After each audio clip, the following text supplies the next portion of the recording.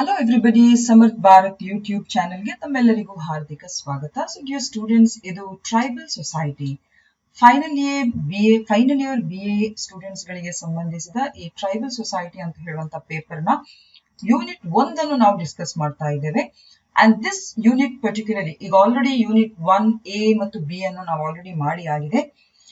ಇವಾಗ in today session we will be discussing on tribal organisation.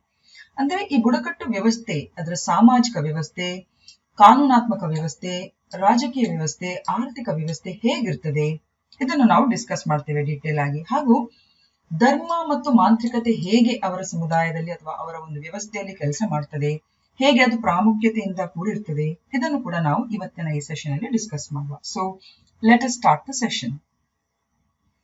First and foremost, ಈ ಬುಡಕಟ್ಟು ಸಮೂಹಗಳ ಒಂದು ಸಾಮಾಜಿಕ ವ್ಯವಸ್ಥೆಯನ್ನು ನಾವು ಅರ್ಥ ಮಾಡಿಕೊಳ್ಳುವಂತ ಪ್ರಯತ್ನ ಮಾಡುವ. C basically in tribal societies the social systems R often characterised by close-knit communities with unique cultural practices, traditions and social structures.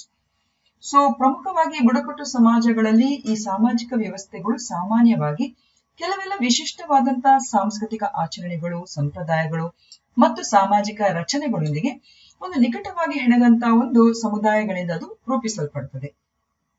And some of the key aspects of social systems in tribal organizations can be seen as follows. ಅಂದ್ರೆ ಈ ಒಂದು ಬುಡಕಟ್ಟು ಸಮೂಹಗಳ ಕೆಲವೆಲ್ಲ ಒಂದು ರೀತಿಯ ಸಾಮಾಜಿಕ ವ್ಯವಸ್ಥೆಯಲ್ಲಿನ ಪ್ರಮುಖ ಅಂಶಗಳನ್ನು ನಾವೀಗ ಡಿಸ್ಕಸ್ ಮಾಡುವ. ಮೊದಲನೇದಾಗಿ ಅವರ ಸಾಮಾಜಿಕ ವ್ಯವಸ್ಥೆಯಲ್ಲಿ ಮುಖ್ಯವಾಗಿ ಕಂಡು ಬರುವಂತದ್ದು ಕಮ್ಯುನಿಟಿ ಬೇಸ್ಡ್ ಲಿವಿಂಗ್, ಸಮುದಾಯ ಆಧಾರಿತ ಜೀವನ.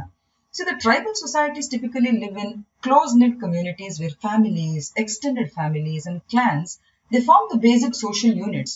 And these communities often share a strong sense of kinship and cooperation which are essential for their survival and well-being. So ಈ ಸಮಾಜಗಳಲ್ಲಿ ಸಾಮಾನ್ಯವಾಗಿ ನಿಕಟವಾಗಿ ಹೆಣೆದಂತಹ ಸಮುದಾಯಗಳಲ್ಲಿ ವಾಸಿಸ್ತದೆ.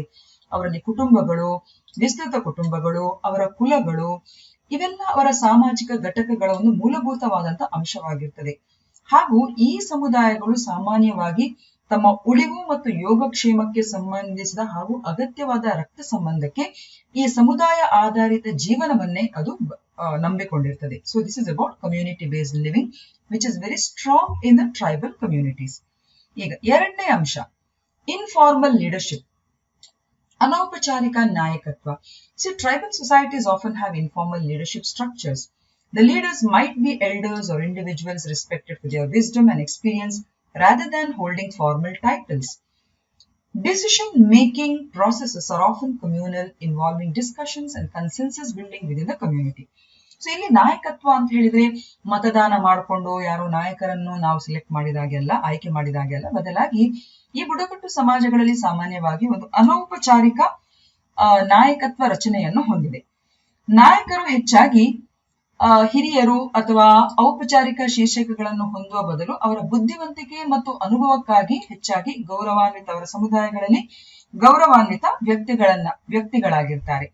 ನಿರ್ಧಾರ ಮಾಡುವ ಪ್ರಕ್ರಿಯೆಗಳು ಸಾಮಾನ್ಯವಾಗಿ ಅವರ ಕಮ್ಯುನಿಟಿದಾಗಿರ್ತದೆ, ಕೋಮುವಾದವಾಗಿದ್ದುದಲ್ಲ, ಸಾಮಾನ್ಯವಾಗಿ ಅವರ ಒಂದು ಕಮ್ಯುನಿಟಿದಾಗಿರ್ತದೆ ಅಥವಾ ಅವರ ಸಮುದಾಯಕ್ಕೆ ಒಳಪಟ್ಟಿರ್ತದೆ ಮತ್ತು ಸಮುದಾಯದ ಚರ್ಚೆಗಳು ಮತ್ತು ಒಮ್ಮತ ನಿರ್ಣಯಗಳನ್ನು ಅದು ಒಳಗೊಂಡಿರ್ತದೆ. ಹಾಗೆಯೇ ಅವರಲ್ಲಿ ಸಾಮಾಜಿಕ ವ್ಯವಸ್ಥೆಯಲ್ಲಿ ಪ್ರಮುಖವಾಗಿ ರೋಲ್ ಆಫ್ ಎಲ್ಡರ್ಸ್.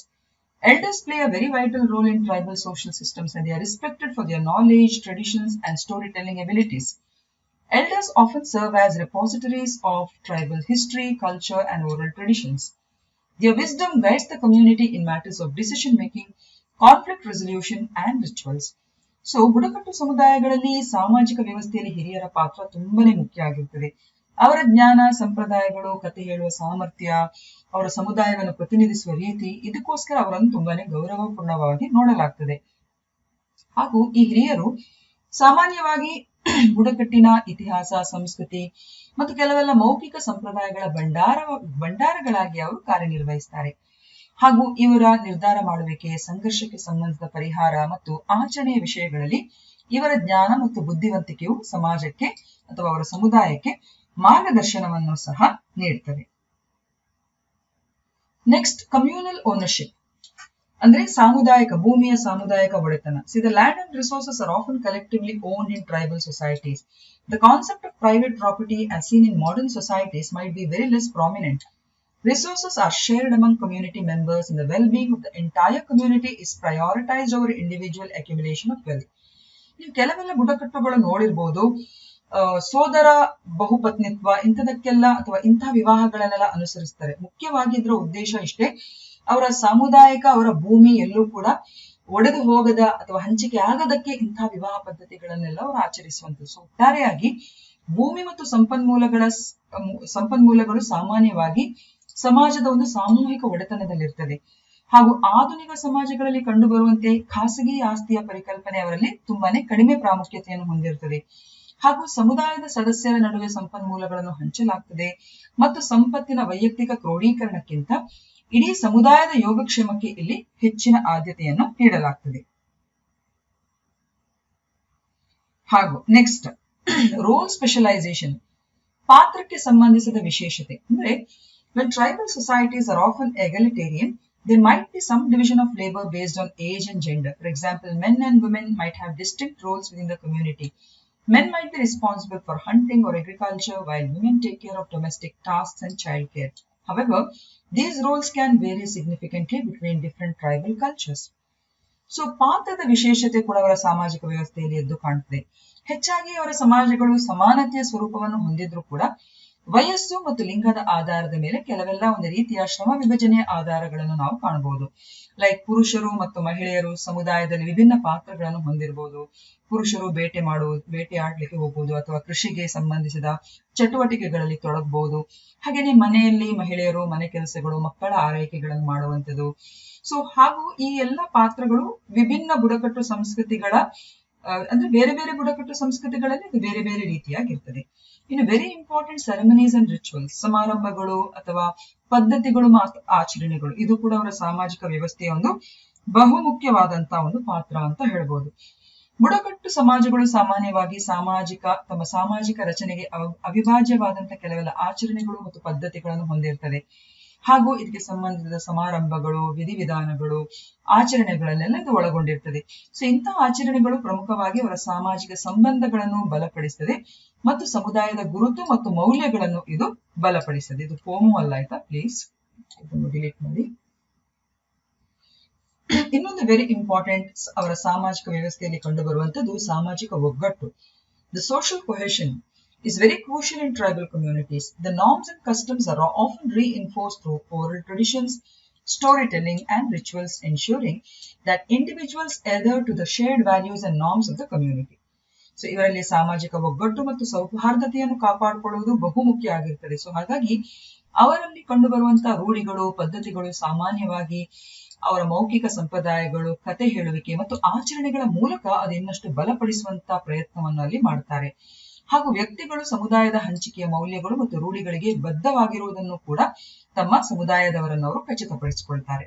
ಇನ್ನು very important adaptation to nature, ಪ್ರಕೃತಿಗೆ ಅವರು ಹೊಂದಿಕೊಳ್ಳುವಂತಹ ಅವರ ಒಂದು ಗುಣ. The tribal social systems are often closely connected to nature. Communities adapt their lifestyles, rituals, and practices according to the natural environment. Their social systems are intricately linked to sustainable practices that allow them to live in harmony with the surrounding ecosystem.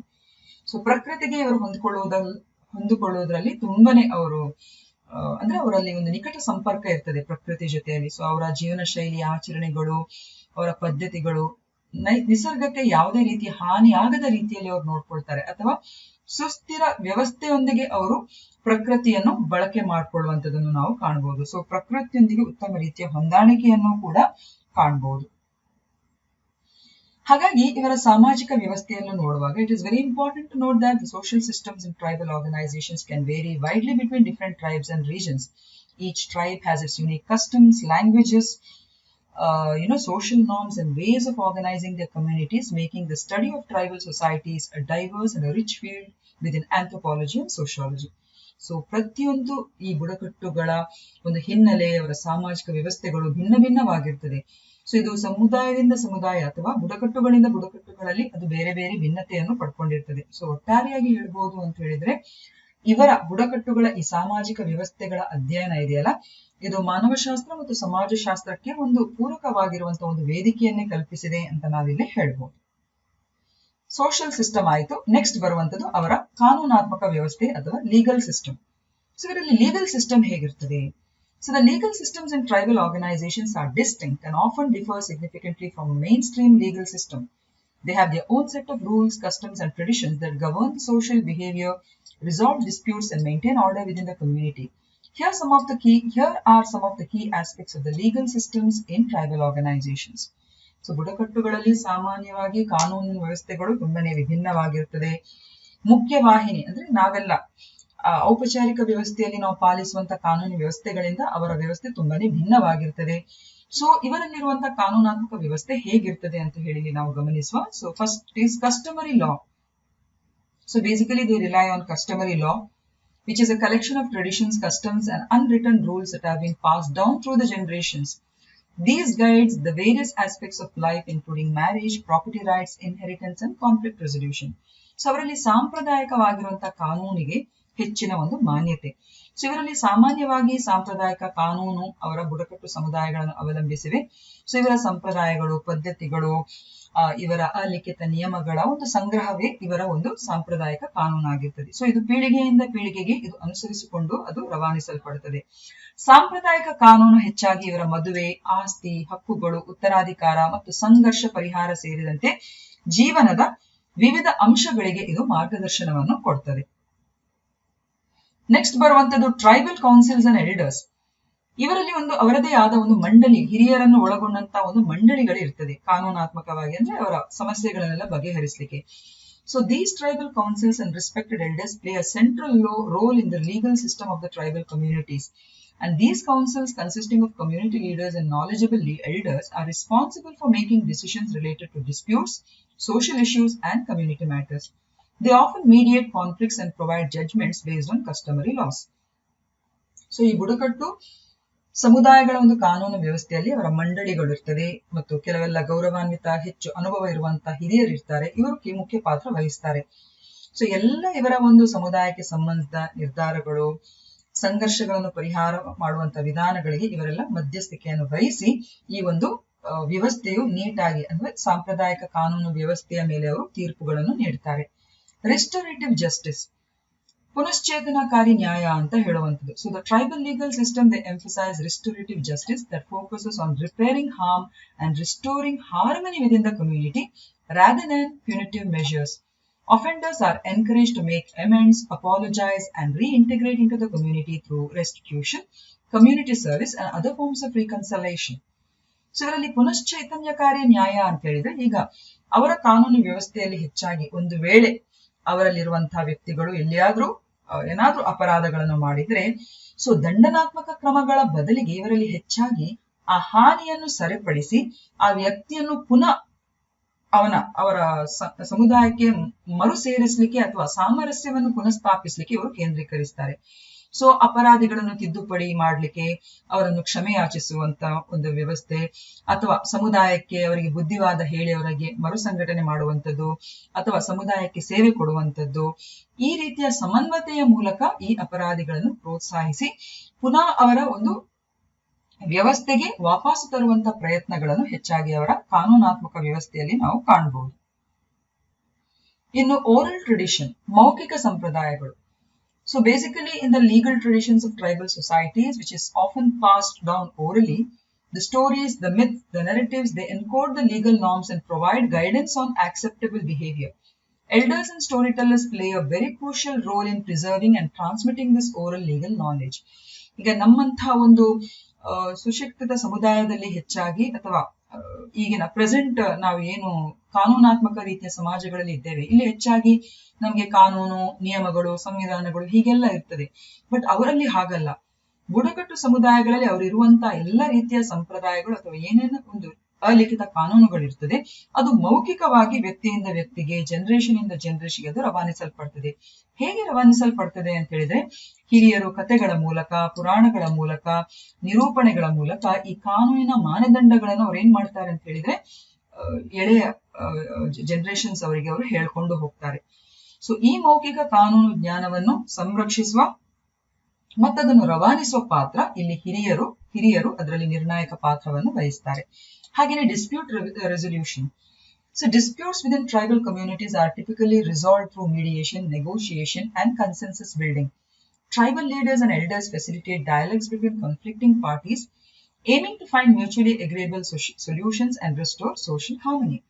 So ಏನೇ ರೀತಿಯ ವಿವಾದಗಳಿದ್ರೂ ಕೂಡ ಹೆಚ್ಚಾಗಿ ಮಧ್ಯಸ್ಥಿಕೆ, ಮಾತುಕತೆ, ಒಮ್ಮತ ನಿರ್ಣಯದ ಮೂಲಕ ಇದನ್ನು ಹಿರಿಯರ ಸಮ್ಮುಖದಲ್ಲಿ ಇದನ್ನು ಪರಿಹರಿಸ್ತಾರೆ. ಸೊ ಇದರ ಮೂಲಕ ಆ ಸಾಮಾಜಿಕ ಸಾಮರಸ್ಯವನ್ನು ಮರುಸ್ಥಾಪಿಸುವಂತ ಗುರಿಯೊಂದಿಗೆ ಈ ಒಂದು ಬುಡಕಟ್ಟು ಸಮುದಾಯ ಆ ಒಂದು ಉದ್ದೇಶವನ್ನು ಹೊಂದಿರ್ತದೆ. ಹಾಗೆಯೇ ಕಲ್ಚರಲ್ ಸೆನ್ಸಿಟಿವಿಟಿ, ಸಾಂಸ್ಕೃತಿಕ ಸೂಕ್ಷ್ಮತೆ ಕೂಡ ಇವರಲ್ಲಿ ಕಾಣಬಹುದು. So the tribal legal systems are deep rooted in culture, spirituality and traditions of the community. Decisions are often made with consideration for cultural values, beliefs, and the community's way of life.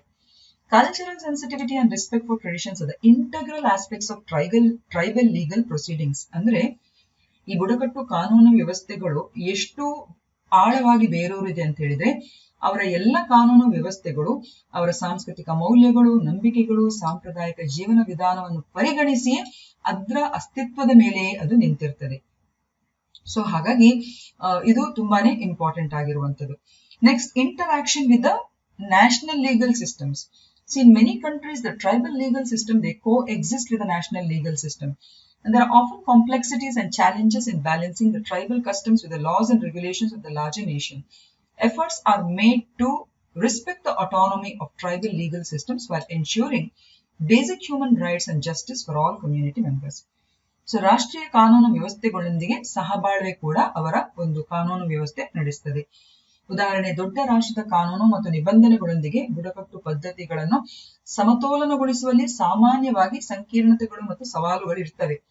ಆದರೆ ಎಲ್ಲಾ ಸಮುದಾಯದ ಸದಸ್ಯರಿಗೆ ಮೂಲಭೂತ ಮಾನವ ಹಕ್ಕುಗಳು ಮತ್ತು ನ್ಯಾಯವನ್ನು ಖಾತ್ರಿಪಡಿಸುವಾಗ ಈ ಬುಡಕಟ್ಟು ಕಾನೂನು ವ್ಯವಸ್ಥೆಗಳ ಸ್ವಾಯತ್ತತೆಯನ್ನು ಗೌರವಿಸಲು ಕೂಡ ಪ್ರಯತ್ನಗಳನ್ನು ಮಾಡಲಾಗ್ತಾ ಇದೆ. ಈಗ ನಮ್ಮ ದೇಶದಲ್ಲೂ ಕೂಡ ನೀವು ನೋಡಬಹುದು, ಅವರದ್ದು ಯಾವುದೇ ರೀತಿಯ ಅನೌಪಚಾರಿಕ ಕಾನೂನು ವ್ಯವಸ್ಥೆ ಇದ್ರೂ ಕೂಡ ನಮ್ಮ ಕಾನೂನು ವ್ಯವಸ್ಥೆ ಹೆಚ್ಚಾಗಿ ಅವರ ಇರುವಿಕೆ, ಅವರ ಭೌಗೋಳಿಕ ಪ್ರದೇಶ ಎಲ್ಲೂ ಕೂಡ ಅವರಿಗೆ ಧಕ್ಕೆ ಬಾರದ ರೀತಿಯಲ್ಲಿ ಅದು ವ್ಯವಹರಿಸುವಂಥದ್ದು. So this is basically about their legal system. So it is very crucial to recognize that the legal systems of tribal organizations vary widely across different tribes and regions. Each community has a unique customs, mores, and approaches to governance and justice. As a result, understanding and respecting the diversity of tribal legal system is very essential when engaging the tribal communities and addressing the legal matters within this context. So ಹಾಗಾಗಿ ಈ ಬುಡಕಟ್ಟು ಸಮುದಾಯಗಳು, ಪ್ರತಿಯೊಂದು ಬುಡಕಟ್ಟು ಸಮುದಾಯಗಳಿಗೂ ಕೂಡ ಅವರದೇ ಆದ ಒಂದು ಕಾನೂನಾತ್ಮಕ ವ್ಯವಸ್ಥೆಗಳಿರ್ತದೆ. ಸೊ ಯಾವುದೇ ಒಂದು ದೊಡ್ಡ ಪ್ರಮಾಣದಲ್ಲಿ ನಾವು ರಾಷ್ಟ್ರೀಯ ಮಟ್ಟದಲ್ಲಿ ಈ ರೀತಿಯ ಕಾನೂನಾತ್ಮಕ ವ್ಯವಸ್ಥೆಗಳನ್ನು ಅವರಿಗೆ ತರುವಂತ ಪ್ರಯತ್ನ ಮಾಡುವಾಗ ಅವರ ಒಂದು ವಿಚಾರಕ್ಕೆ ಅಥವಾ ಅವರ ಒಂದು ಸಾಂಪ್ರದಾಯಿಕತೆಗೆ ಧಕ್ಕೆ ಬಾರದ ರೀತಿಯಲ್ಲಿ ನಾವು ಅದನ್ನು ಗೌರವಿಸಬೇಕಾಗುತ್ತೆ. ಇದು ಟ್ರೈಬಲ್ ಆರ್ಗನೈಸೇಷನ್ ಲೀಗಲ್ ಸಿಸ್ಟಮ್ನ ಒಂದು ಪ್ರಮುಖ ಅಂಶಗಳು. Next, tribal organisation political system ಅಥವಾ ರಾಜಕೀಯ ವ್ಯವಸ್ಥೆ ಹೇಗಿರ್ತದೆ? So political systems in tribal organizations are diverse and often unique to each tribe, reflecting their cultural, social, and historical context. Some of the common features can be observed in some tribal political structures. So ಬುಡಕಟ್ಟು ಸಂಘಟನೆಗಳು, ಅವರಲ್ಲಿ ರಾಜಕೀಯ ವ್ಯವಸ್ಥೆಗಳು ಕೂಡ ವೈವಿಧ್ಯಮಯವಾಗಿರ್ತದೆ. So ಪ್ರತಿ ಬುಡಕಟ್ಟುಗಳು ಕೂಡ ಅಷ್ಟೇ ತಮ್ಮ ತಮ್ಮ ಸಾಂಸ್ಕೃತಿಕ, ಸಾಮಾಜಿಕ ಮತ್ತು ಐತಿಹಾಸಿಕ ಸಂದರ್ಭಗಳನ್ನು ಗಣನೆಯಲ್ಲಿ ಇಟ್ಟುಕೊಂಡು ಅವರು ತಮ್ಮ ರಾಜಕೀಯ ವ್ಯವಸ್ಥೆಯನ್ನು ರಚಿಸ್ತಾರೆ. ಸೊ ಅದರಲ್ಲಿ ಪ್ರಮುಖವಾದಂತಹ ಕೆಲವು ಅಂಶಗಳನ್ನು ಇಲ್ಲಿ ನಾವು ನೋಡ್ಕೊಂಡ್ಬಿಡುವ. ಫಸ್ಟ್, ಡಿಸೆಂಟ್ರಲೈಸ್ಡ್ ಗವರ್ನೆನ್ಸ್, ವಿಕೇಂದ್ರೀಕೃತ ಆಡಳಿತ ಅಂತ ಹೇಳುವಂಥದ್ದು. ಸೊ ಇಲ್ಲಿ ಬುಡಕಟ್ಟು ರಾಜಕೀಯ ವ್ಯವಸ್ಥೆಗಳು ಸಾಮಾನ್ಯವಾಗಿ ವಿಕೇಂದ್ರೀಕೃತ ಅಥವಾ ಸ್ಥಳೀಯ ಆಡಳಿತ ರಚನೆಗಳೊಂದಿಗೆ ಒಳಗೊಂಡಿರುತ್ತದೆ. ನಿರ್ಧಾರ ತೆಗೆದುಕೊಳ್ಳುವ ಅಧಿಕಾರವನ್ನು ವಿವಿಧ ಬುಡಕಟ್ಟು ಮಂಡಳಿಗಳು, ಮುಖ್ಯಸ್ಥರು ಅಥವಾ ಗ್ರಾಮದ ಹಿರಿಯರಲ್ಲಿ ವಿತರಿಸಲಾಗುತ್ತದೆ. ಈ ಸ್ಥಳೀಯ ನಾಯಕರು ತಮ್ಮ ಸಮುದಾಯಗಳ ಬಗ್ಗೆ ಆಳವಾದ ಜ್ಞಾನವನ್ನು ಹೊಂದಿರುತ್ತಾರೆ ಮತ್ತು ವಿವಾದಗಳನ್ನು ಬಗೆಹರಿಸುವಲ್ಲಿ ಮತ್ತು ಸಮುದಾಯಗಳ ಮೇಲೆ ಪರಿಣಾಮ ಬೀರುವ ವಿಷಯಗಳ ಬಗ್ಗೆ ನಿರ್ಧಾರಗಳನ್ನು ತೆಗೆದುಕೊಳ್ಳುವಲ್ಲೂ ಕೂಡ ಇವರು ಮಹತ್ವದ ಪಾತ್ರವನ್ನು ವಹಿಸ್ತಾರೆ.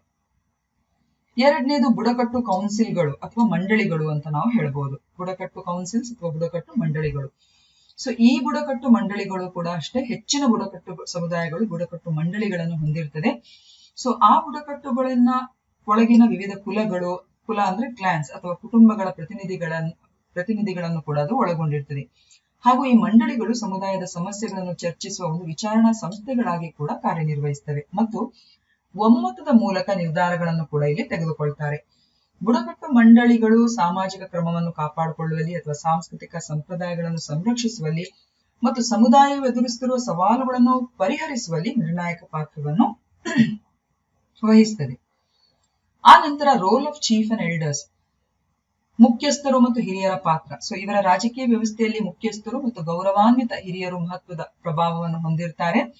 ಸೊ ಹಿರಿಯ ಗೌರವಾನ್ವಿತ ಸಮುದಾಯದ ಸದಸ್ಯರು ತಮ್ಮ ಬುದ್ಧಿವಂತಿಕೆ ಮತ್ತು ಅನುಭವದ ಆಧಾರದ ಮೇಲೆ ಅವರ ಸಮುದಾಯಕ್ಕೆ ಮಾರ್ಗದರ್ಶನವನ್ನು ನೀಡುತ್ತಾರೆ, ವಿವಾದಗಳನ್ನು ಇತ್ಯರ್ಥಪಡಿಸುತ್ತಾರೆ ಮತ್ತು ಬುಡಕಟ್ಟು ಸಂಪ್ರದಾಯಗಳು ಮತ್ತು ಪದ್ಧತಿಗಳ ಪಾಲಕರಾಗಿ ಅವರು ಸೇವೆ ಸಲ್ಲಿಸುತ್ತಾರೆ. So this is the role of chief and elders in the tribal organisation. Informal decision making, ಅನೌಪಚಾರಿಕ ನಿರ್ಧಾರ ಮಾಡುವಿಕೆ. ಸೊ ಇವರ ರಾಜಕೀಯ ವ್ಯವಸ್ಥೆಗಳಲ್ಲಿ ಹೆಚ್ಚಾಗಿ ಅನೌಪಚಾರಿಕ ನಿರ್ಧಾರ ಮಾಡುವ ಪ್ರಕ್ರಿಯೆಗಳು ಒಳಗೊಂಡಿರ್ತದೆ. ಅಂದ್ರೆ ಚರ್ಚೆಗಳು, ಒಮ್ಮತ ನಿರ್ಮಾಣ, ಮೌಖಿಕ ಸಂಪ್ರದಾಯಗಳು ಈ ನಿರ್ಧಾರಗಳನ್ನು ತಲುಪಲು ಕೇಂದ್ರ ಬಿಂದುವಾಗಿರ್ತದೆ. ಸೊ ಸಮುದಾಯದ ಸದಸ್ಯರ ಧ್ವನಿಗಳನ್ನು ಕೇಳಲಾಗ್ತದೆ ಮತ್ತು ಪರಿಗಣಿಸಲಾಗ್ತದೆ ಮತ್ತು ಖಚಿತಪಡಿಸಿಕೊಳ್ಳುವ ಸಾಮೂಹಿಕ ನಿರ್ಧಾರಕ್ಕೆ ಅಲ್ಲಿ ಅವರು ಒತ್ತು ಕೊಡ್ತಾರೆ. ಇನ್ನು ಮಹಿಳೆಯರ ಒಂದು ಪಾತ್ರ ಅಥವಾ ರೋಲ್ ಆಫ್ ವಿಮೆನ್. ಕೆಲವು ಬುಡಕಟ್ಟು ರಾಜಕೀಯ ವ್ಯವಸ್ಥೆಗಳಲ್ಲಿ ಮಹಿಳೆಯರು ನಿರ್ಣಾಯಕ ಪಾತ್ರಗಳನ್ನು ನಿರ್ವಹಿಸುತ್ತಾರೆ.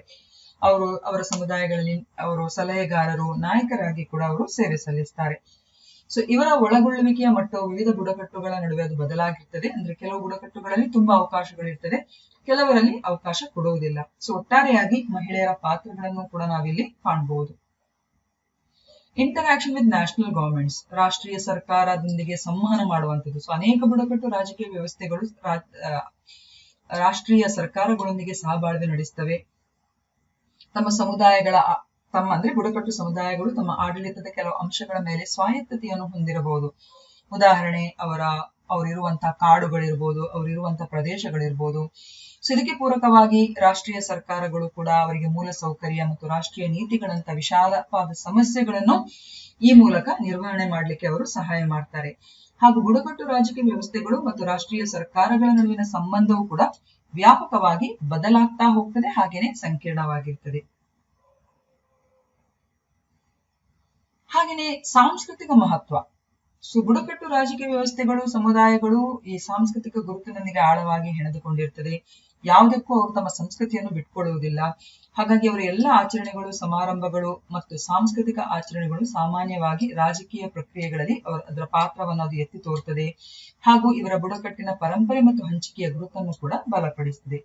ಸೊ ಒಟ್ಟಾರೆಯಾಗಿ ನೋಡುವುದಿದ್ರೆ, it is very important to know that the political systems within the tribal organizations are highly diverse and can differ significantly between tribes. And each tribe has its unique political traditions, leadership structures, and decision-making processes, making the study of tribal politics a complex and a nuanced field within anthropology and political science. ಈಗ ಇವರ ಆರ್ಥಿಕ ವ್ಯವಸ್ಥೆಯ ಬಗ್ಗೆ ತಿಳ್ಕೊಳ್ಳುವ. So economic systems in tribal organizations are shaped by the cultural, environmental, and historical context of each tribe. And these systems tend to be the subsistence based, with the focus on meeting the basic needs of the community rather than accumulating wealth. Here are some of the common characteristics of the economic systems in tribal organizations.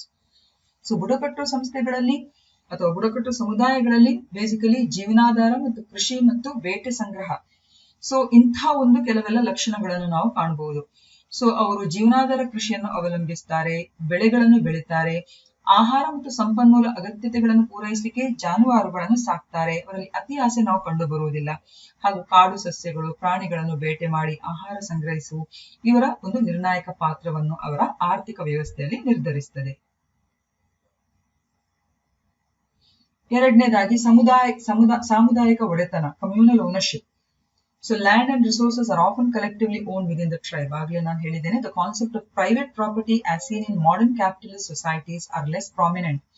Resources are shared among community members to ensure the well-being of the entire community. ಹಾಗೆಯೇ ಸಾಂಪ್ರದಾಯಿಕ ವಿನಿಮಯ ವ್ಯವಸ್ಥೆಯನ್ನು ಕೂಡ ಅಲ್ಲಿ ಕಾಣಬಹುದು. ಸಾಂಪ್ರದಾಯಿಕ ವಿನಿಮಯ ವ್ಯವಸ್ಥೆಗಳು ಅಥವಾ ಬಾರ್ಟರ್ ಸಿಸ್ಟಮ್ ಅಂತ ಹೇಳ್ತೇವೆ. ಸೊ ವಿನಿಮಯ ಜಾಲಗಳು ಇವರ ಆರ್ಥಿಕತೆಯಲ್ಲಿ ತುಂಬಾನೇ ಸಾಮಾನ್ಯವಾಗಿರುವಂತದ್ದು. ಸರಕು ಮತ್ತು ಸೇವೆಗಳನ್ನು ನೇರವಾಗಿ ಸಮುದಾಯದ ಸದಸ್ಯರ ನಡುವೆ ಅಥವಾ ನೆರೆಯ ಬುಡಕಟ್ಟುಗಳೊಂದಿಗೆ ಅವರು ವಿನಿಮಯ ಮಾಡಿಕೊಳ್ತಾರೆ. ಹಾಗೂ ಈ ವ್ಯವಸ್ಥೆಗಳು ಸಾಮಾಜಿಕ ಬಂಧಗಳನ್ನು ಉಳಿಸಿಕೊಳ್ಳಲು ಹಾಗೂ ಇವರ ವ್ಯಾಪಾರವನ್ನು ಸುಗಮಗೊಳಿಸಲು ಇದು ಸಹಾಯ ಮಾಡ್ತದೆ.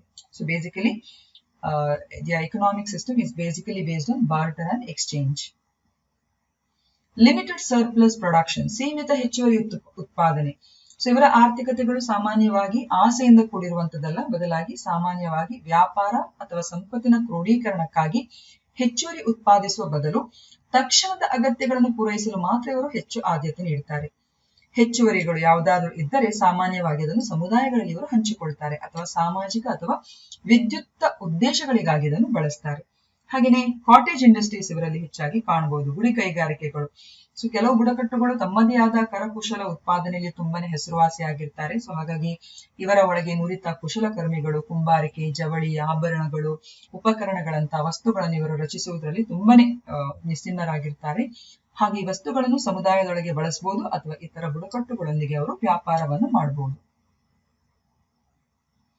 ಹಾಗೆಯೇ ಸೆರೆಮೋನಿಯಲ್ ಅಂಡ್ ರಿಚುವಲ್ ಇಕಾನಮೀಸ್, ವಿದ್ಯುಕ್ತ ಮತ್ತು ಧಾರ್ಮಿಕ ಚಟುವಟಿಕೆಗಳು ಸಾಮಾನ್ಯವಾಗಿ ಇವರ ಆರ್ಥಿಕತೆಯಲ್ಲಿ ಪ್ರಮುಖ ಪಾತ್ರ ವಹಿಸುತ್ತದೆ. ಈ ಚಟುವಟಿಕೆಗಳು ಸರಕುಗಳು, ಜಾನುವಾರುಗಳು ಅಥವಾ ಇತರ ಸಂಪನ್ಮೂಲ ವಿನಿಮಯಗಳನ್ನು ಕೂಡ ಅದು ಒಳಗೊಂಡಿರಬಹುದು ಮತ್ತು ಸಾಮಾಜಿಕ ಮತ್ತು ಆಧ್ಯಾತ್ಮಿಕ ಉದ್ದೇಶಗಳನ್ನು ಕೂಡ ಕೆಲವೊಮ್ಮೆ ಇದು ಪೂರೈಸುತ್ತದೆ. ಈಗ ಕೆಲವೆಲ್ಲ ಮೇಳಗಳೆಲ್ಲ ನಡೀತದೆ, ಹೌದಾ ಅಲ್ವಾ? ಸೊ ಇವೆಲ್ಲ ಬೇಸಿಕಲಿ ಇವರ ಆರ್ಥಿಕತೆಯ ಒಂದು ಸೂಕ್ಷ್ಮ ವಿಚಾರಗಳು ಅಂತ ನಾವು ಹೇಳ್ಬೋದು. ಇನ್ನು ಎನ್ವೈರನ್ಮೆಂಟಲ್ ಸ್ಟೀವರ್ಡ್ಶಿಪ್, ಪರಿಸರದ ಉಸ್ತುವಾರಿ. ಸೊ ನೀವು ಹೆಚ್ಚಿನ ಬುಡಕಟ್ಟುಗಳು ಅವರ ಹೋರಾಟ ಎಲ್ಲ ನೋಡಿದ್ರೆ ಇದು ಪರಿಸರ ಪ್ರೇಮಿ ಹೋರಾಟ ಅಥವಾ ಪರಿಸರಕ್ಕೆ ಪೂರಕವಾಗಿರುವಂತಹ ಒಂದು ಹೋರಾಟಗಳಾಗಿರ್ತದೆ. ಸೊ ಇವರು ಸಾಮಾನ್ಯವಾಗಿ ತಮ್ಮ ನೈಸರ್ಗಿಕ ಪರಿಸರಕ್ಕೆ ಬಲವಾದ ಒಂದು ರೀತಿಯ ಸಂಪರ್ಕ ಅಥವಾ ಒಂದು ರೀತಿಯ ಸಂಬಂಧವನ್ನು ಹೊಂದಿರ್ತಾರೆ ಮತ್ತು ಸುಸ್ಥಿರ ಸಂಪನ್ಮೂಲ ನಿರ್ವಹಣೆಯನ್ನು ಕೂಡ ಇವರು ಅಭ್ಯಾಸ ಮಾಡ್ತಾರೆ. ಅವರು ತಮ್ಮ ಉಳಿವಿಗೆ ಅಗತ್ಯವಾದ ಪರಿಸರ ಸಮತೋಲನದ ಬಗ್ಗೆ ತಿಳುವಳಿಕೆಯನ್ನು ಸಹ ಹೊಂದಿರ್ತಾರೆ. ಸೊ ಇದನ್ನೆಲ್ಲ ನೋಡುವಾಗ we feel it is important to recognize the economic system within the tribal organization, which are highly diverse and can vary significantly between different tribes and regions. These systems are shaped by a complex interplay of cultural values, environmental conditions, historical factors, and interactions with external forces. Tribal economies are dynamic and continue to evolve while maintaining their cultural and communal significance. So idu avara ಆರ್ಥಿಕ ವ್ಯವಸ್ಥೆಯ ಬಗ್ಗೆ. Next very important, ಈ ಬುಡಕಟ್ಟುಗಳಲ್ಲಿ ಧರ್ಮ ಮತ್ತು ಮಾಂತ್ರಿಕತೆ ಹೇಗೆ ಕೆಲಸ ಮಾಡ್ತದೆ. So religion among tribal communities is diverse and varies significantly across different tribes and regions. It is important to recognize that tribal religions are often oral traditions passed down through generations without written scriptures. Here are some of the common features of religion among the tribals. So ಬುಡಕಟ್ಟುಗಳಿಗೆ ಸಂಬಂಧಿಸಿದ ಧಾರ್ಮಿಕ ವ್ಯವಸ್ಥೆಗೆ ಸಂಬಂಧಿಸಿದ ಕೆಲವೆಲ್ಲ ಲಕ್ಷಣಗಳನ್ನು ಇಲ್ಲಿ ಕಾಣಬಹುದು. ಮೊದಲನೇದಾಗಿ ಆನಿಮಿಸಂ ಅಥವಾ ಪ್ರಕೃತಿ ಆರಾಧನೆ. ಅನೇಕ ಬುಡಕಟ್ಟು ಧರ್ಮಗಳು ಆನಿಮಿಸ್ಟಿಕ್ ಆಗಿರ್ತದೆ, ಅಂದ್ರೆ ನೈಸರ್ಗಿಕ ವಸ್ತುಗಳು, ಪ್ರಾಣಿಗಳು ಮತ್ತು ಸಸ್ಯಗಳು ಆತ್ಮಗಳನ್ನು ಹೊಂದಿರ್ತವೆ ಎಂಬುದನ್ನು ಅವರು ನಂಬ್ತಾರೆ. ಅದನ್ನು ನಾವು ಆನಿಮಿಸಂ ಅಂತ ಹೇಳುವುದು. ಆದಿವಾಸಿಗಳು ಸಾಮಾನ್ಯವಾಗಿ ಈ ಆತ್ಮಗಳನ್ನು ಮತ್ತು ಪ್ರಕೃತಿ ದೇವತೆಗಳನ್ನು ಪೂಜಿಸ್ತಾರೆ. ಹಾಗಾಗಿ ನೈಸರ್ಗಿಕ ಪ್ರಪಂಚದೊಂದಿಗೆ ಒಳ್ಳೆ ರೀತಿಯ ಸಾಮರಸ್ಯವನ್ನು ಅವರು ಬಯಸ್ತಾರೆ. ಎರಡನೇದಾಗಿ ಆನ್ಸಿಸ್ಟರ್ ವರ್ಷಿಪ್, ವೆರಿ ಇಂಪಾರ್ಟೆಂಟ್. ಪೂರ್ವಜರ ಆರಾಧನೆಯ ಮೇಲೆ ತುಂಬಾ ಬಲವಾದ ಒಂದು ನಂಬಿಕೆ ಇಟ್ಕೊಂಡಿರ್ತಾರೆ. ಅವರ ಸಾಮಾನ್ಯ ಅಭ್ಯಾಸ ಆಗಿದೆ ಇದು. ತಮ್ಮ ಪೂರ್ವಜರ ಆತ್ಮಗಳ ಉಪಸ್ಥಿತಿ ಮತ್ತು ಪ್ರಭಾವವನ್ನು ಅವರು ನಂಬ್ತಾರೆ. ಸೊ ಹಾಗಾಗಿ ಅವರ ಆಚರಣೆಗಳು, ಅರ್ಪಣೆಗಳು, ಸಮಾರಂಭಗಳ ಮೂಲಕ ಅವರನ್ನು ಅವರು ಗೌರವಿಸ್ತಾರೆ. ಪೂರ್ವಜರನ್ನು ಸಮುದಾಯದ ರಕ್ಷಕರು ಅಂತ ಹೇಳಿ ಅವರು ಪರಿಗಣಿಸ್ತಾರೆ. ಇನ್ನು ಅವರಲ್ಲಿ ಅನೇಕ ರೀತಿಯ ಪದ್ಧತಿಗಳು ಮತ್ತು ಆಚರಣೆಗಳು ಇರ್ತದೆ. ಅವರ ಜೀವನದ ಘಟನೆಗಳು, ಕೃಷಿ ಚಕ್ರಗಳು, ಸಮುದಾಯ ಕೂಟಗಳು ಏನೇ ಇರಲಿ ವಿವಿಧ ರೀತಿಯ ಪದ್ಧತಿಗಳನ್ನು ಅದು ಒಳಗೊಂಡಿರ್ತದೆ. ಅದು ನೃತ್ಯದ ಮೂಲಕ, ಸಂಗೀತದ ಮೂಲಕ, ದೇವತೆಗಳನ್ನು, ಆತ್ಮಗಳನ್ನು ಖುಷಿಪಡಿಸುವ ಮೂಲಕ ಇದನ್ನೆಲ್ಲ ಒಂದು ಒಳಗೊಂಡಿರ್ತದೆ. ಇನ್ನು ಓರಲ್ ಟ್ರೆಡಿಷನ್, ಅವರ ಮೌಖಿಕ ಸಂಪ್ರದಾಯ. ಈ ಬುಡಕಟ್ಟು ಧಾರ್ಮಿಕ ನಂಬಿಕೆಗಳು ಮತ್ತು ಆಚರಣೆಗಳು ಹೆಚ್ಚಾಗಿ ಯಾವುದೇ ಪುಸ್ತಕ, ಕೃತಿಗಳಲ್ಲಿ ಬರೆದಿಡುವುದಿಲ್ಲ, ಬದಲಾಗಿ ಮೌಖಿಕವಾಗಿ ಅದು ಪೀಳಿಗೆಯಿಂದ ಪೀಳಿಗೆಗೆ ಅದು ರವಾನಿಸಲ್ಪಡ್ತದೆ. ಸೊ ಇದರಲ್ಲಿ ಹಿರಿಯರು ಮತ್ತು ಧಾರ್ಮಿಕ ಮುಖಂಡರು ತಮ್ಮ ಜ್ಞಾನ, ದಂತೆಕಥೆಗಳ ಮೂಲಕ, ಆಚರಣೆಗಳ ಮೂಲಕ, ಕತೆ ಹೇಳುವಿಕೆಯ ಮೂಲಕ, ಸೊ ಒಟ್ಟಾರೆಯಾಗಿ ಮೌಖಿಕ ಸಂಪ್ರದಾಯಗಳ ಮೂಲಕ ತಮ್ಮ ಒಂದು ಧರ್ಮವನ್ನು ಸಂರಕ್ಷಿಸುವ ಮತ್ತು ಅದರ ವಿಚಾರಗಳನ್ನು ರವಾನಿಸುವಲ್ಲಿ ಇವರು ಪ್ರಮುಖ ಪಾತ್ರವನ್ನು ವಹಿಸ್ತಾರೆ. ಇನ್ನು ಶಾಮನಿಸಂ ಅಂಡ್ ಹೀಲಿಂಗ್ ಪ್ರಾಕ್ಟಿಸಸ್. ಅನೇಕ ಬುಡಕಟ್ಟು ಸಮುದಾಯಗಳಲ್ಲಿ ಆಧ್ಯಾತ್ಮಿಕ ಮತ್ತು ಭೌತಿಕ ಪ್ರಪಂಚದ ನಡುವೆ ಮಧ್ಯವರ್ತಿಗಳಾಗಿ ಕಾರ್ಯನಿರ್ವಹಿಸುವ ಶಾಮನರು ಅಥವಾ ವೈದ್ಯಕೀಯ ಶ್ರೇಷ್ಠತೆಯನ್ನು ಪಡ್ಕೊಂಡಂತ ಪುರುಷರು ಅಥವಾ ಮಹಿಳೆಯರನ್ನು ಕೆಲವು ಸಲ ಹೊಂದಿರ್ತಾರೆ. ಇವರನ್ನು ಶಮನ್ಸ್ ಅಂತ ಹೇಳ್ತೇವೆ ಟ್ರೈಬಲ್ ಇದರಲ್ಲಿ. ಇವರಿಗೆ ಒಂದು ವಿಶೇಷವಾದಂತ ಒಂದು ಶಕ್ತಿ ಇದೆ. ಏನೇ ಕಾಯಿಲೆ ಇರ್ಬೋದು, ಏನೇ ಸಮಸ್ಯೆಗಳನ್ನು ಗುಣಪಡಿಸುವಂತ ಶಕ್ತಿಯನ್ನು ಹೊಂದಿದ್ದಾರೆ ಮತ್ತು ಪೂರ್ವಜರ ಆತ್ಮಗಳೊಂದಿಗೆ ಇವರು ಸಂವಹನ ನಡೆಸ್ತಾರೆ ಅಂತ ಹೇಳಿ ಅವರ ಸಮುದಾಯದಲ್ಲಿ ಅವರ ನಂಬಿಕೆ ಇದೆ. ಸೊ ಹಾಗಾಗಿ ಶಮನ್ಸ್ ಅನ್ನು ತುಂಬಾನೇ ಉತ್ತಮ ಗೌರವದಿಂದ ಇವರನ್ನು ಕಾಣ್ತಾರೆ. ಸೊ ಬುಡಕಟ್ಟುಗಳ ಯಾವುದೇ ರೀತಿಯ ಸಮಸ್ಯೆಗಳನ್ನು ಗುಣಪಡಿಸುವ ಅಭ್ಯಾಸಗಳನ್ನು ಹೆಚ್ಚಾಗಿ ಈ ಶಮನ್ಸ್ ಅವರು ತಮ್ಮ ವಿಶೇಷ ಆಚರಣೆಗಳು, ಗಿಡಮೂಲಿಕೆಗಳು ಅಥವಾ ಆಧ್ಯಾತ್ಮಿಕ ಸಮಾರಂಭಗಳ ಮೂಲಕ ಅದನ್ನು ಅವರು ಮಾಡ್ತಾರೆ. ಇನ್ನು ಸಿಂಕ್ರಿಟಿಸಮ್ ಅಂತ ಹೇಳಿಬಿಟ್ಟು, syncretism ಅಂತ ಹೇಳಿದ್ರೆ, in some tribal communities there is a syncretic blend of indigenous beliefs with the elements of the mainstream religions introduced through missionaries or traders. This syncretism results in unique religious practices that incorporate both traditional and external elements. ನೋಡಿ, ಕೆಲವು ಹೆಚ್ಚಿನ ಬುಡಕಟ್ಟುಗಳಲ್ಲಿ ಏನಾಗುತ್ತೆ ಅಂತ ಹೇಳಿದ್ರೆ, ಅವರ ಮೂಲ ನಂಬಿಕೆಗಳ ಜೊತೆಯಲ್ಲಿ ಕೆಲವು ಸಲ ಮಿಷನರೀಸ್ಗಳು ಅಥವಾ ವ್ಯಾಪಾರಿಗಳ ಮೂಲಕ ಪರಿಚಯಿಸಲಾದ ಕೆಲವೆಲ್ಲ ಮುಖ್ಯ ವಾಹಿನಿಯ ಇತರ ಧರ್ಮದ ಅಂಶಗಳೊಂದಿಗೆ ಸ್ಥಳೀಯ ನಂಬಿಕೆಗಳ ಒಂದು ಮಿಶ್ರಣ ಆಗಿರ್ತದೆ. ಅದನ್ನೇ ನಾವು ಸಿಂಕ್ರೆಟಿಸಮ್ ಅಂತ ಹೇಳುವಂಥದ್ದು. ಸೊ ಈ ಸಿಂಕ್ರೆಟಿಸಮ್ ಪ್ರಭಾವದ ಮೂಲಕ ಕೆಲವೊಮ್ಮೆ ಬುಡಕಟ್ಟುಗಳಲ್ಲಿ ಸಾಂಪ್ರದಾಯಿಕ ಮತ್ತು ಬಾಹ್ಯ ರೂಪಗಳಿಂದ ಪರಿಚಯಿಸಲ್ಪಟ್ಟಂತ ಧಾರ್ಮಿಕ ಆಚರಣೆಗಳು ಅವರಲ್ಲಿ ಕಾಣಲಿಕ್ಕೆ ಸಿಗುವಂಥದ್ದು. ಅದನ್ನು ನಾವು ಸಿಂಕ್ರೆಟಿಸಮ್ ಅಂತ ಹೇಳುವುದು. ಇನ್ನು ಸೇಕ್ರೆಡ್ ಸೈಟ್ಸ್ ಅಥವಾ ಪವಿತ್ರ ಸ್ಥಳಗಳು. ಸೊ ಕೆಲವೆಲ್ಲ ಒಂದು ರೀತಿಯ ಬುಡಕಟ್ಟುಗಳು ಈಗ ನಮಗೆಲ್ಲ ಸಾಮಾನ್ಯವಾಗಿ ಕಂಡು ಬರುವಂತಹ ಪರ್ವತಗಳು, ನದಿಗಳು, ಮರಗಳು ಅವರಿಗೆ ನೈಸರ್ಗಿಕ ಹೆಗ್ಗುರುತುಗಳು ಅಥವಾ ತುಂಬಾ ಪವಿತ್ರವಾದಂತಹ ತಾಣಗಳು ಅಂತ ಹೇಳಿ ಅವರು ಪರಿಗಣಿಸ್ತಾರೆ. ಉದಾಹರಣೆ, ತೊಡವ ಸಮುದಾಯದವರಿಗೆ ತೋಡ ಮರ ಅಂತ ಹೇಳಿದ್ರೆ ತುಂಬಾನೇ ಅದು ಶ್ರೇಷ್ಠವಾದದ್ದು. ಈ ಸ್ಥಳಗಳಲ್ಲಿ ಅವರ ಆತ್ಮಗಳು ಅಥವಾ ದೇವತೆಗಳು ವಾಸಿಸ್ತಾರೆ ಅಂತ ಹೇಳಿ ಅವರು ನಂಬ್ತಾರೆ ಮತ್ತು ಆಚರಣೆಗಳು ಮತ್ತು ಅವರ ಆಚರಣೆಗಳ ಮತ್ತು ಅರ್ಪಣೆಗಳ ಮೂಲಕ ಅವರನ್ನು ಪೂಜಿಸ್ತಾರೆ. So this is about sacred sites. ಹಾಗಾಗಿ ಈ ಬುಡಕಟ್ಟು ಧರ್ಮದ ವಿಷಯವನ್ನು ಅವರ ಸಾಂಸ್ಕೃತಿಕ ಸಂವೇದನೆ ಮತ್ತು ನಂಬಿಕೆಗಳಿಗೆ ಗೌರವದಿಂದ ಸಮೀಪಿಸುವುದು ತುಂಬಾನೇ ಅತ್ಯಗತ್ಯ. ಸೊ ಒಟ್ಟಾರೆಯಾಗಿ ನೋಡಿದ್ರೆ ಈ ಅವರ ವೈವಿಧ್ಯಮಯ ನಂಬಿಕೆ, ಪ್ರತಿಯೊಂದು ಬುಡಕಟ್ಟುಗಳಿಗೂ ಕೂಡ ಅವರದೇ ಆದ ಒಂದು ವೈವಿಧ್ಯಮಯವಾದಂತಹ ಒಂದು ಧಾರ್ಮಿಕ ವಿಶಿಷ್ಟತೆ ಇರ್ತದೆ. ಸೊ ಇದನ್ನು ಸಮಗ್ರವಾಗಿ ನಾವು ಸಮಾಜಶಾಸ್ತ್ರದ ಮೂಲಕ ತಿಳ್ಕೊಳ್ಳುವಂತ ಪ್ರಯತ್ನವನ್ನು ಮಾಡಬೇಕಾಗುತ್ತೆ. ನೆಕ್ಸ್ಟ್ ಬರುವಂತದ್ದು ಮ್ಯಾಜಿಕ್, ಮಾಂತ್ರಿಕತೆ ಅಂತ ಹೇಳೋದು. ಸೊ ಧರ್ಮ ಮತ್ತು ಮಾಂತ್ರಿಕತೆ ಎಂಬುದು ಈ ಬುಡಕಟ್ಟು ಸಮುದಾಯಗಳಲ್ಲಿ ಒಂದೇ ನಾಣ್ಯದ ಎರಡು ಮುಖಗಳಿದ್ದಂತೆ. Okay, so magic in tribal communities often play a significant role in their cultural, spiritual and social practices. It is essential to approach the topic of magic in tribal context with cultural sensitivity and respect for their beliefs and traditions. So here are some of the aspects of magic in tribal communities. So ಮಾಂತ್ರಿಕತೆಯನ್ನು ಹೆಚ್ಚಾಗಿ ಇವರು ಚಿಕಿತ್ಸಾ ಪದ್ಧತಿಗಳು ಅದರಲ್ಲಿ ಅವರು ಅಳವಡಿಸಿಕೊಳ್ತಾರೆ. ಈಗ ಕೆಲವು ಸಲ ಕಾಯಿಲೆಗಳನ್ನೆಲ್ಲ ಗುಣಪಡಿಸಲಿಕ್ಕೆ ಮಾಂತ್ರಿಕ ಆಚರಣೆಗಳು, ಪಠಣಗಳು, ಗಿಡಮೂಲಿಕೆಗಳ ಪರಿಹಾರಗಳನ್ನು ಬಳಸುವ ಮೂಲಕ ಈ ಮಾಂತ್ರಿಕರು ಸಾಂಪ್ರದಾಯಿಕ ವೈದ್ಯರ ಒಂದು ಗುಣವನ್ನು ಹೊಂದಿ ಈ ಒಂದು ರೀತಿಯ ಚಿಕಿತ್ಸೆಗಳನ್ನು ಆ ರೋಗಿಗಳಿಗೆ ಕೊಡ್ತಾರೆ. So for traditional healing practices also you can see that the tribal communities use magic to diagnose and treat illnesses. ಎರಡನೇದು ಸ್ಪಿರಿಚುವಲ್ ಕನೆಕ್ಷನ್. ಬುಡಕಟ್ಟುಗಳಲ್ಲಿ ಹೆಚ್ಚಾಗಿ ಈ ಮಾಂತ್ರಿಕತೆ, ಇಲ್ಲಿ ಮ್ಯಾಜಿಕ್ ಅಂತ ಹೇಳಿ ಮೆನ್ಷನ್ ಮಾಡಿದ್ದೇನೆ, ಅದು ಮಾಂತ್ರಿಕತೆ ಅಂತ ಹೇಳಿ ಯೂಸ್ ಮಾಡ್ಕೊಳ್ಳಿ.